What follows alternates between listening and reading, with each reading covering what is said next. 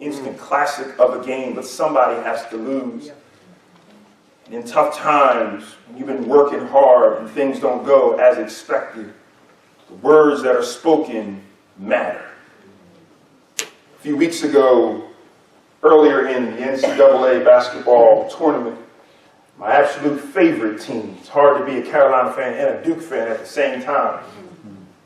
But Duke is my team. When they lost the game, the coach, legendary coach, went up to one of the other players from Oregon and whispered words in his ear, told him, "You don't have to show off like that."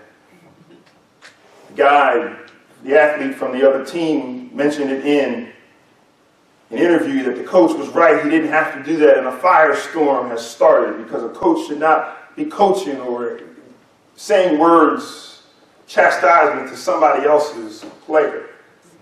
When they asked my favorite coach, legendary Coach K, they asked him about the words that he spoke. He said, "I didn't say that." You better know in this day and age, there's a camera somewhere. Coach K had to apologize.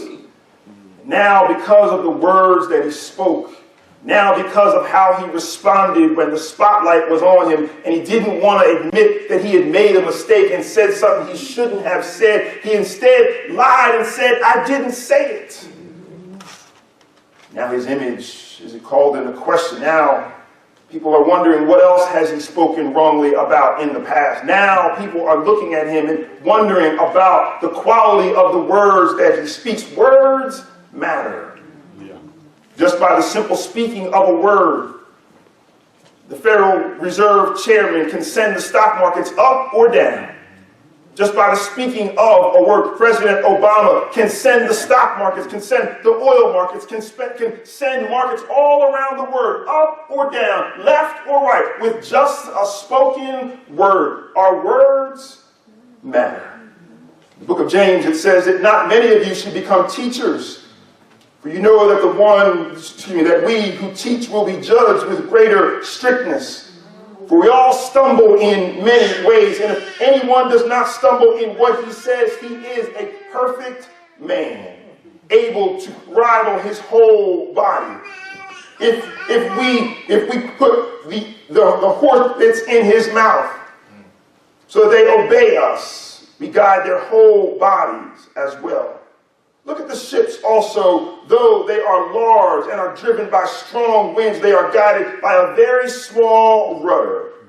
Wherever the will of the pilot directs, so also the tongue is a small member, yet it boasts of great things. How great a forest is set ablaze by such a small fire. You can burn some stuff down with your tongue.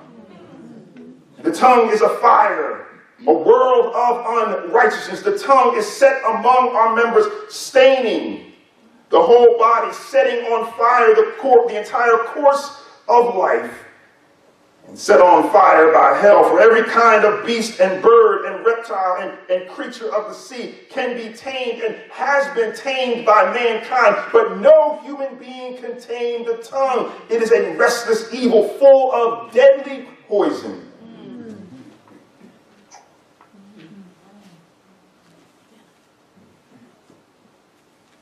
With it we bless our Lord and Father, and with it we curse people who are made in the likeness of God.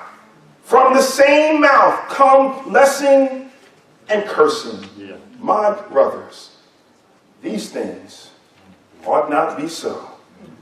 Same mouth that blesses the Lord and says hallelujah ought not to then turn around first thing on Monday morning and be used in a different direction. Yeah.